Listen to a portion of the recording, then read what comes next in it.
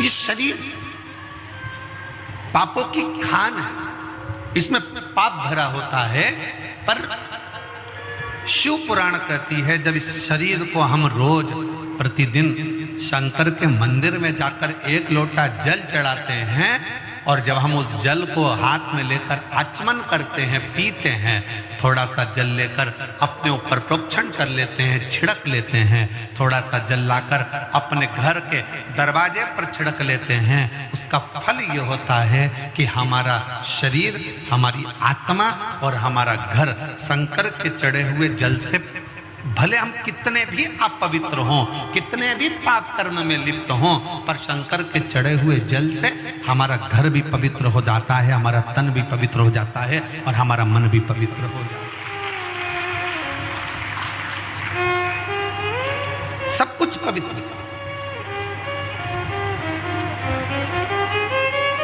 एक बहन ने अपने पति से कहा कि वो सियोर वाला महाराज कथा करते हैं और मैंने सुना है कि अगर कथा के पंडाल में बैठकर जो मांगा जाता है वो मिलता है, पंडाल में बैठकर जो मांगा जाता है वो मिलता है।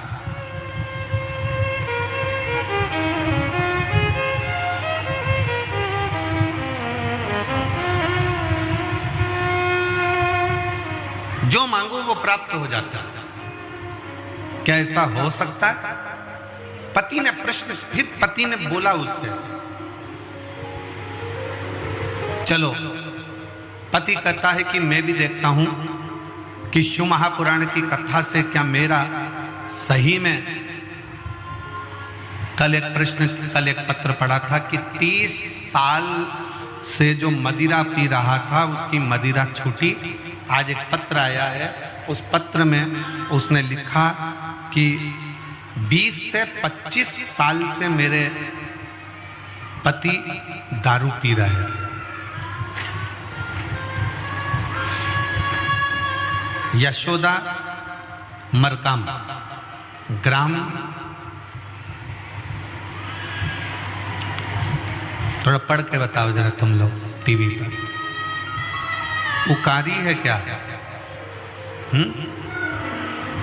पढ़ो पढ़ो जम के और चिल्ला के बोलो, क्या है लिखा है? उकारी।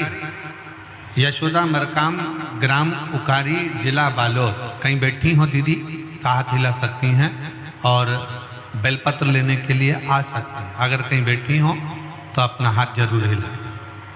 मेरा नाम यशोदा मरकाम, ग्राम उकारी, जिला बालोद से है। कहीं बैठी हो तो हाथ हिला सकते हैं। कथा पंडाल में कथा सुनने का मैं क्या गुणगान करूं गुरुजी? मेरे पति बहुत दारू पीते थे, मैं बहुत ज्यादा परेशान थी, मेरे घर वाले भी परेशान थे। मैं पहली बार बालोद के कथा में गई और कथा पंडाल में झोली पसार कर मेरे बाबा से कहा, आप कई लोगों की बिगड़ी बनाते हो। मैंने सुना है कि कथा के पंडाल में जो मांगा जाए वो मिलता जरूर है। कई लोगों की झोली भरते हो। मैंने सुना है बाबा, मेरी भी घर बर्बाद हो रहा है और मेरे बाबा का मैं क्या कहूँ, 20 से 25 साल से दारू पी रहे थे मेरे पति। 3 महीने में बालोद की कथा से आए और 3 महीने भी नहीं लगे गुरुदेव, और बाबा की कृपा से मेरे पति ने दारू को छोड़ दिया। उसके बाद आज तक मेरे पति ने हाथ नहीं लगाया। मैं बाबा को यहाँ धन्यवाद देने के लिए, प्रणाम करने के लिए आई। कहीं बैठी हो तो हाथ हिला सकती हैं। यशोदा मरकाम, ग्राम उकारी, जिला बालोद। एक शिव तत्व का भरोसा किसको करता है?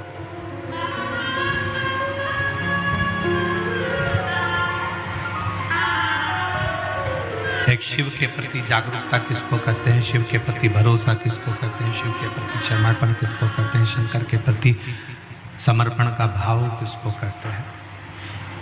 समर्पण का भाव। आप जब बाबा से दिल की बात कहते हैं, शिव महापुराण की कथा में बैठकर अपने मन का भाव, अपने हृदय का भाव जब तुम देव अधिदेव महादेव से कहते हो तो देव अधिदेव महादेव उसको स्वीकार करते, स्वीकार करते। कौन है संसार में जिसने पाप कर्म ना किया?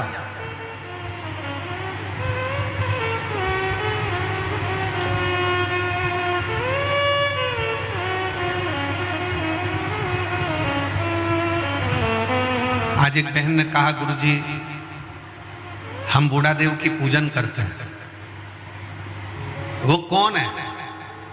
हमने कहा कभी मौका लगे तो स्कंद पुराण को पढ़कर देखना कि बूढ़ा देव भी शंकर भगवान का ही अंश स्वरूप है, शिव का स्वरूप है।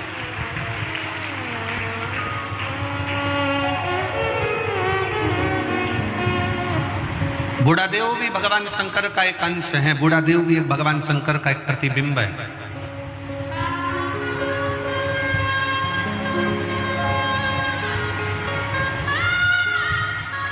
बूढ़ा देव भी भगवान शंकर का एक प्रतिबिंब स्वरूप है।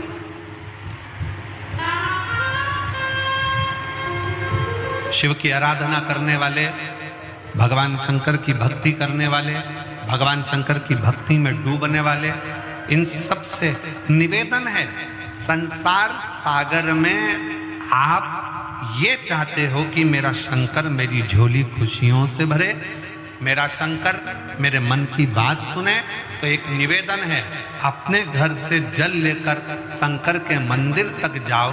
जिसके घर का जल शंकर के मंदिर तक रोज जाता है, उसके घर के लोग कभी नीचे की ओर नहीं जाते, उन्नति की सीढ़ी पर चढ़ते चले जाते। कितने लोग बैठे हैं जिनके घर का जल रोज शंकर जी के मंदिर जाता है? जरा हाथ उठाओ। सब जाते हो? बहुत बहुत साधुवाद। हर हर महा जाना चाहिए, प्रतिदिन।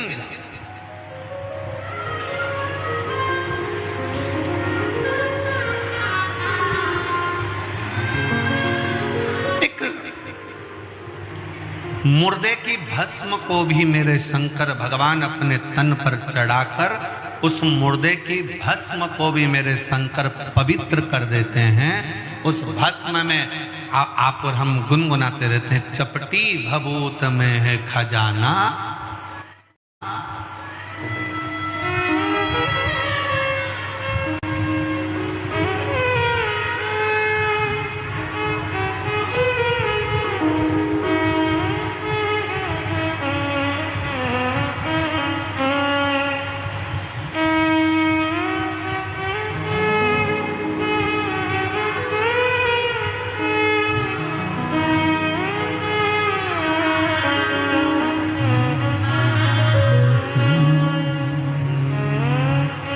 कैलाश के निवासी नमो बार बार हो, नमो बार बार हो।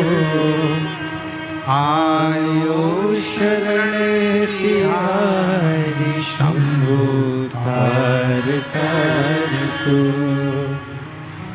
बखान क्या करूं मैं राखों के ढेर का, चपटी भभूत में है खजाना कुबेर का। विचार करिएगा, चिता भस्म, मुर्दे की भस्म शंकर के शरीर से, शिव पिंडी से, शिवलिंग से छू जाती है, और शंकर की भस्म जब शिवलिंग से, शिवपिंडी से छू जाती है तो वो चिता की भस्म भी करोड़ों की हो जाती है। वो चिता की भस्म भी करोड़ों का पूंजी आनंदमय हो जाती है। करोड़ बखान क्या करूं मैं राखों के ढेर का, चपटी भभूत में खजाना कुबेर का। हे गंगाधर मुक्ति द्वार ओमकार। पति 25 साल से दारू पीता था। बालोद की कथा सुनने के बाद वहां की मिट्टी को अपने मस्तक पर चढ़ाकर उस दिन से उसने जो दारू छोड़ी। बालोद की कथा को 1-1.5 साल हो गए और उस कथा को छोड़ने के बाद आज तक उसने दारू को हाथ नहीं लगाया। एक बार जोरदार ताली बजाओ। साधु बखान क्या करूं मैं लाखों के ढेर का, चपटी बहुत मेरे खजाना कुबेर का। शंकर भगवान पर चढ़ी हुई चिता की भस्म चढ़ी हुई वो मुर्दे की भस्म भी शिव उसको करोड़ों की बना देते। करोड़। एक कांकेर वालों, कोकपुर वालों और मेरे भगवान शंकर की पवित्र कथा में आने वाले शिव भक्तों और जितने टीवी चैनल पर कथा सुन रहे हैं, जितने मोबाइल पर कथा सुन रहे हैं, वो शिव भक्तों इतना ध्यान लगा कर रखना कि शंकर की कथा सुनने के लिए आपका मन बार बार टीवी पर जाए, कथा सुनने के लिए आपका मन बार बार कोकपुर जाए, कथा सुनने के लिए आपका मन बार बार कांकेर आए, कथा सुनने के लिए आपका मन बार बार मोबाइल की ओर जाए, तो समझ लेना कथा तुम नहीं सुन रहे हो, कथा स्वयं शंकर तुम्हारे दिल में बैठकर सुन रहा है। स्वयं शिव सुन रहे हैं।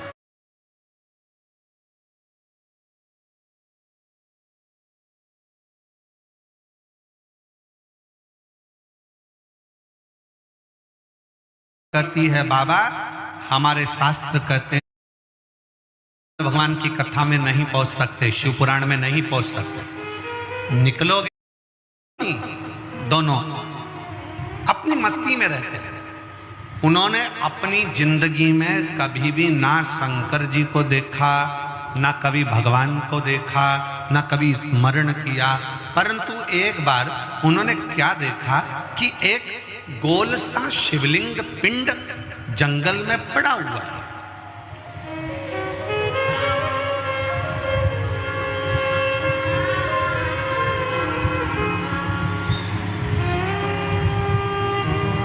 एक छोटा सा स्थान बना है चौकोर, जब उतरा उस पर वो शिवलिंग, उस पर वो पिंड रखा, जंगल में, घने जंगल में, कोई ना जाए ऐसे जंगल में वो रखा। चंड की पत्नी ने कहा, उस आदिवासी की पत्नी ने, उस भील की पत्नी ने कहा, सुनो ये तो शंकर का शिवलिंग है, ये तो देवाधिदेव महादेव है, ये तो शिव है। पर स्वामी, पत्नी ने अपने पति से कहा, पर स्वामी एक बात बताऊं, इस जंगल में कौन शंकर जी को जल चढ़ाने आएगा, कौन शंकर जी को चिता भस्म चढ़ाने आएगा, कौन शंकर जी को फूल चढ़ाने आएगा, कौन शंकर जी को दुर्वा चढ़ाने आएगा, कौन बेलपत्र चढ़ाने आएगा, कौन अक्षत चढ़ाने आएगा। एक काम करते हैं, अपन इस शंकर भगवान के शिवलिंग को उठाकर ले चलते हैं।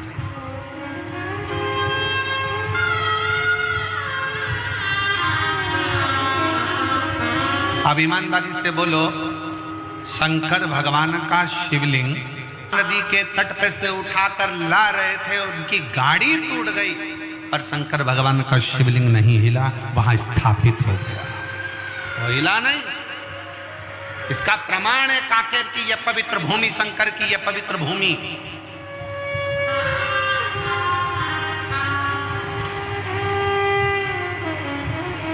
और बस्तर के रहवासियों, दंडकारण्य वन के रहवासियों, जितने मेरे वन क्षेत्र के रहवासी हैं, चाहे वो आदिवासी हो, भील हो, साधारण मनुष्य हो, सिंपल आनंद में रहने वाली सहजता के बीच में, शहर गांव में, जंगल में रहने वाले जितने भी मेरे शिव भक्त हैं, उनसे कहना चाहूंगा, आपके कांकेर के क्षेत्र में घूम कर देखो, आपके पूरे क्षेत्र में घूम कर देखिए, दुनिया के पहाड़ और पर्वत को देखना और आपके कांकेर क्षेत्र के पहाड़ पर्वत को देखना, यहाँ के पहाड़ पर्वत के जितने भी शिलाखंड दिखेंगे, आपको वो शंकर के शिवलिंग की तरह दिखेंगे। शिव का प्रतिबिंब है।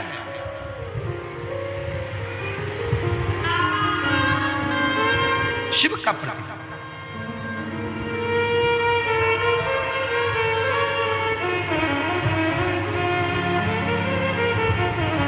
शंकर भगवान का शिवलिंग बिना आज्ञा के उठ सकता है क्या? नहीं। आप कितनी भी कोशिश कर लो, आप शंकर भगवान की कथा में नहीं पहुंच सकते, शिव पुराण में नहीं पहुंच सकते। निकलोगे कोई परेशानी खड़ी हो जाएगी, निकलोगे कोई समस्या आकर खड़ी हो जाएगी। पर यदि मेरे शंकर भगवान चाहेंगे कि तुझे शिव पुराण तक कोकपुर भेजना है, तो तुमने अगर पक्का विश्वास रख लिया कि मुझे कथा में जाना है, फिर शंकर भगवान तुम्हारे लिए रास्ता खोलते खोलते खोलते चले जाएंगे और कथा में ले जाकर बिठा देंगे।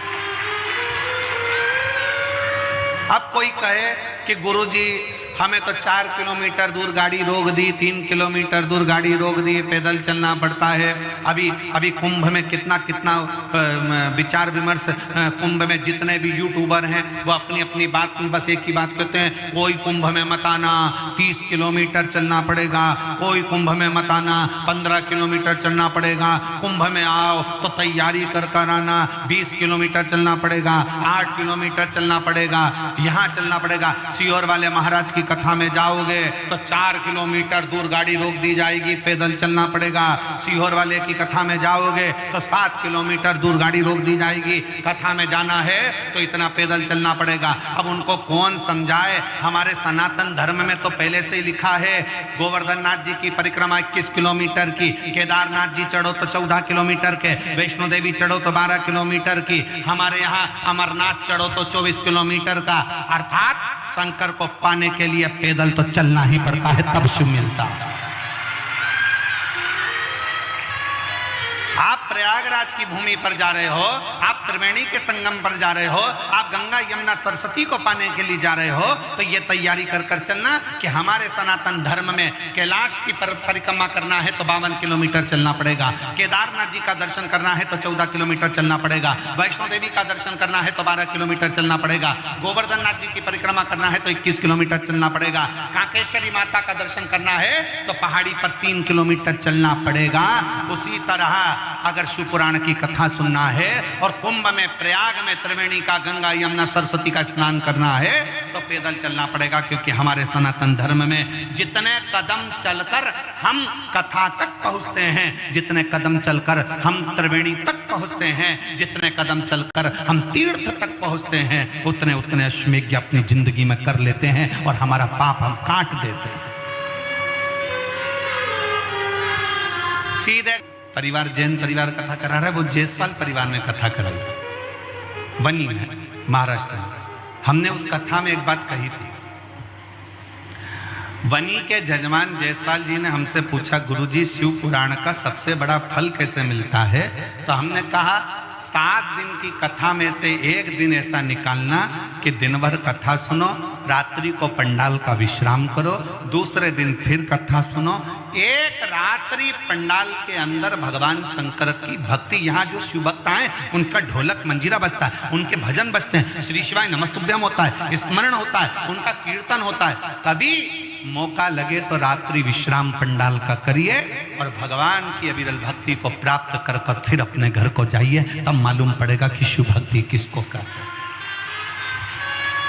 गाड़ी में आए, गाड़ी से उतरे, सीधे पंडाल में पहुंच गए, पंडाल से कथा सुनी, गाड़ी में बैठे, अपने घर पहुंच गए और विचार करा कि मुझे ढेर सारा पुण्य मिल जाए, मेरा भी पत्र पहुंच जाए। तो पत्र पहुंचने के लिए थोड़ा सा गाड़ी को दूर खड़ी करो, पैदल चलकर जाओ, शंकर का नाम लेते हुए श्री शिवाय नमस्तुभ्यम बोलते बोलते भगवान के उस नजदीक में जाओगे, तब मालूम पड़ेगा कि उससे मिलने की ललकता किसको कहते हैं, उससे प्रेम आसक्ति किसको कहते हैं। वो कहते हैं ना, तुझसे मिलने के लिए तेरी कसम एक मुलाकात जरूरी है, फिर उससे मिलन कैसे?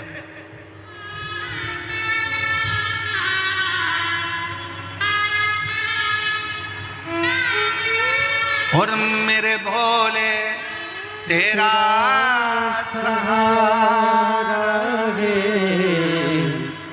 मेरे भोले तेरा सहारा है, मेरी नैया का तू किनारा है, मेरी नैया का तू किनारा है। मेरे बाबा तुझे पुकारा है, मेरे बाबा तुझे पुकारा है, मेरी नैया का तू किनारा है। मेरी नैया का तू किनारा है। जाओ थोड़ा पैदल चलकर बोलते बोलते श्री शिवाय नमस्तुभ्यं श्री शिवाय नमस्तुभ्यं श्री शिवाय नमस्तुभ्यं श्री शिवाय नमस्तुभ्यं। जाओ भगवान का नाम लेते लेते स्मरण करते करते बोलते बोलते भगवत नाम जपते जपते भगवत नाम स्मरण करते करते भगवान का नाम जपते जपते। महाभारत किस किसने देखी है? हाथ उठाओ जल्दी जल्दी। महाभारत किसने देखी है? टीवी में कि मोहल्ले में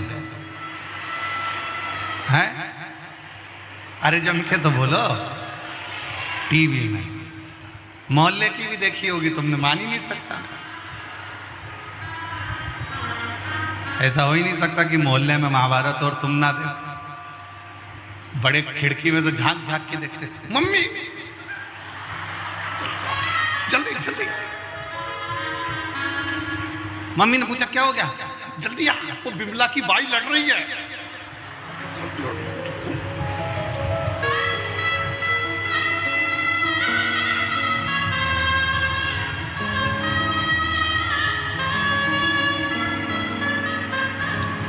मोहल्ले की महाभारत से मतलब नहीं है, हमारी टीवी की महाभारत से मतलब। आपने अगर महाभारत देखी होगी तो महाभारत में एक प्रसंग आता है, पांडवों ने यज्ञ करा, उस यज्ञ में घंटा लगाया। यज्ञ का विधान था कि घंटा यज्ञ की पूर्णाहुति में अपने आप बजता था।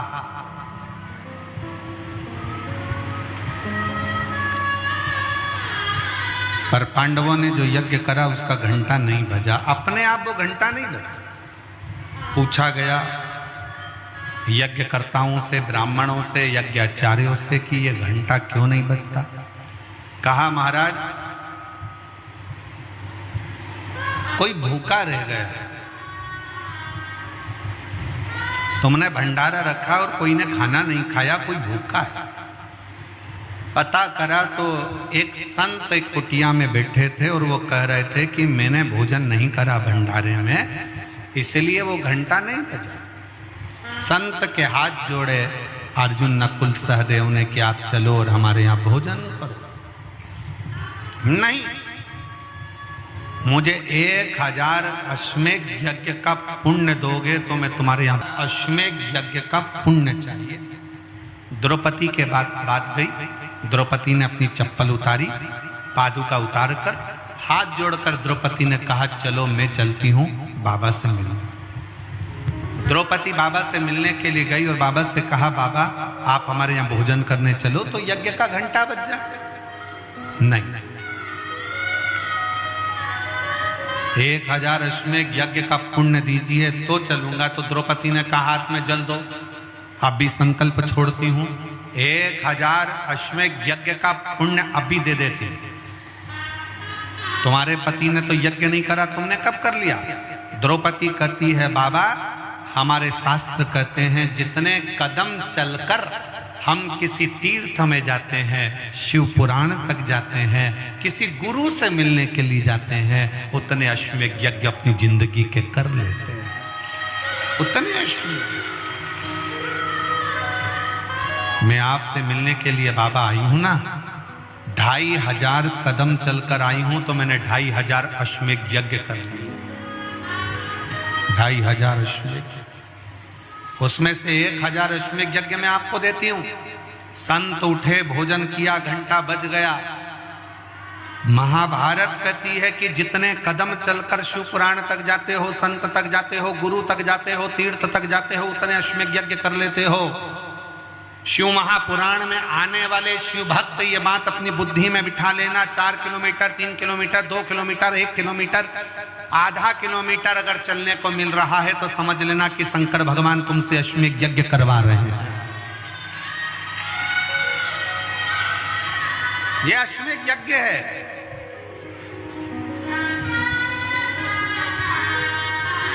प्रयागराज में जाने वाले ये सोच कर जाना कि अगर तुमको 5 किलोमीटर, 10 किलोमीटर, 15 किलोमीटर पैदल चलने को मिल रहा है तो समझ लो अश्वमेध यज्ञ कर रहे हो। कितना भी कोई डराए, इतना चलना पड़ेगा, सावधान, इतना चलना पड़ेगा, संभल के आना, इतना चलना पड़ेगा, संभल कर, कितना डराया जाए। और ये कथा जो कोकपुर में चल रही है, यह कथा तो 7 तारीख को विराम हो जाएगी। 9 तारीख को 2 घंटे का फरीदाबाद में प्रवचन रहेगा, शिव चर्चा। फिर 10 तारीख से 16 फरवरी तक वही प्रयागराज में त्रिवेणी के संगम पर पीपा पुल नंबर 1, सेक्टर नंबर 21, सतुआ बाबा शिविर में शिव महापुराण की कथा कुंभ के प्रयागराज की उस भूमि से 1 बजे से 4 बजे तक वहां चालू हो जाएगी। और इंतजार है प्रयागवासियों को, प्रयाग में रहने वाले रहवासियों को, कि शिव तत्व को हमें समझने का मौका मिले। और पूरा विश्व उसका इतिहास रचेगा, क्योंकि 144 वर्ष के बाद ऐसा महाकुंभ आया है। और उस महाकुंभ में जब शिव महापुराण की कथा आप और हम सुनेंगे तो साक्षी कहलाएंगे कि 144 साल के बाद जब अगला कुंभ आएगा तब अपन रहें ना रहें, अपने वंशज रहेंगे, पर अपन तो उस समय पर रहेंगे। उसका इतिहास, उसका प्रमाण रहे।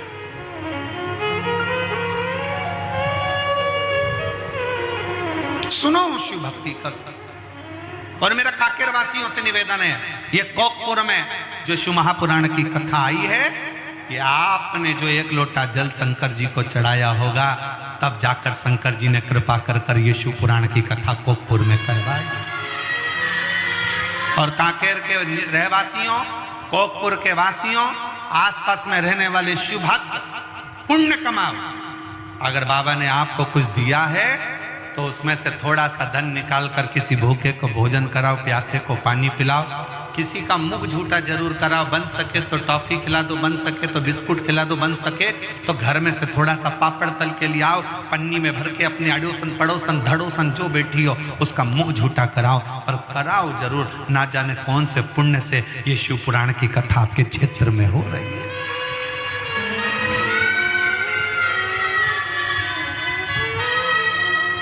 ना जाने कौन से पुण्य से फल मिलता जरूर है। भगवान की अविरल भक्ति, भगवान का शिव तत्व की भक्ति का फल मिले। एक पत्र है, पत्र में उसने बहन ने लिखा,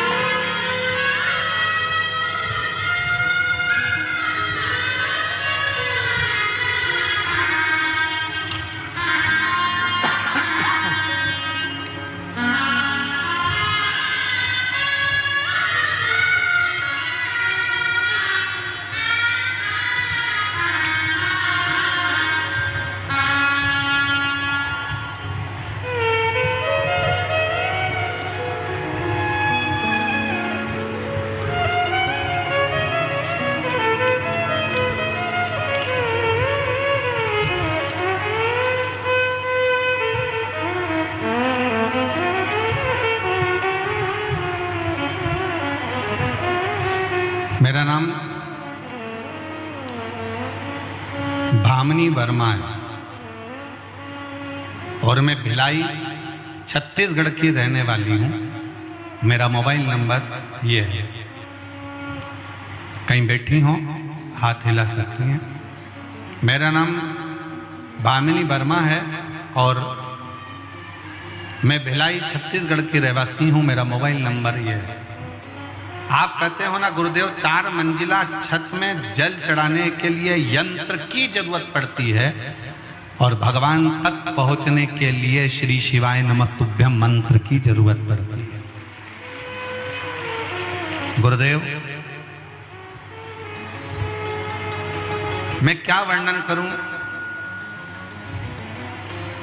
मैं शिव को नहीं जानती थी, कभी शंकर के मंदिर नहीं जाता था, कभी शिव की आराधना नहीं करता था, पर किसी के कहने पर मैंने शिव महापुराण की कथा सुनना प्रारंभ करी।